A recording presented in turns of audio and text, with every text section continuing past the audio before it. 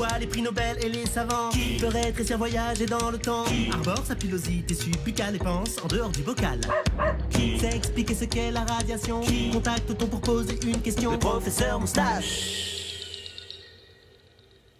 Prof, c'est un certain Ryan qui veut savoir quand est-ce qu'on pourra vraiment se battre avec des sabres laser. Ah, ça, c'est pas demain la veille. Désolé, Ryan, c'est pas demain la veille.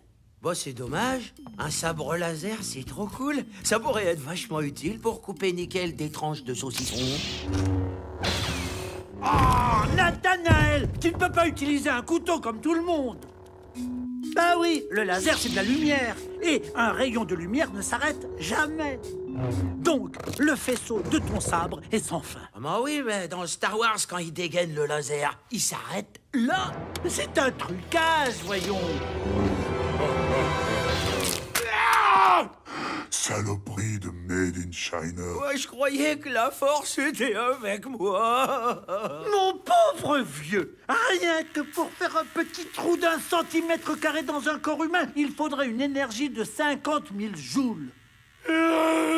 Bah oui, Chewbacca, ça tiendrait jamais dans un manche de sabre. Même en tassant un peu dans des petites bonbonnes. Un laser digne de ce nom fonctionne avec un mélange de gaz fluor et hydrogène. 1 kilo de ce mélange ne produit qu'une toute petite salve de 50 joules. Ça brûle même pas mon kimono. Tu parles! Pour alimenter un laser de la mort qui tue, faudrait avoir carrément un réacteur nucléaire dans le dos. Nathanaël, je suis ton père. Bah, ça fait pas de bruit. Normal, ce ne sont que des photons. On n'a jamais vu des faisceaux de lumière qui se croisent en faisant... Quand un laser rate sa cible, le faisceau va se perdre dans l'espace à la vitesse de la lumière, jusqu'à ce qu'il rencontre un obstacle. Ça s'est bien passé à l'école, Clarky? Oui, maman. Dans l'armée, il existe des lasers ultra précis qui servent à guider des missiles et d'autres à aveugler des pilotes de chasse jusqu'à 5 km de distance. C'est le cas du ZM-87. 35 kilos et sans les batteries. Ah! Roger!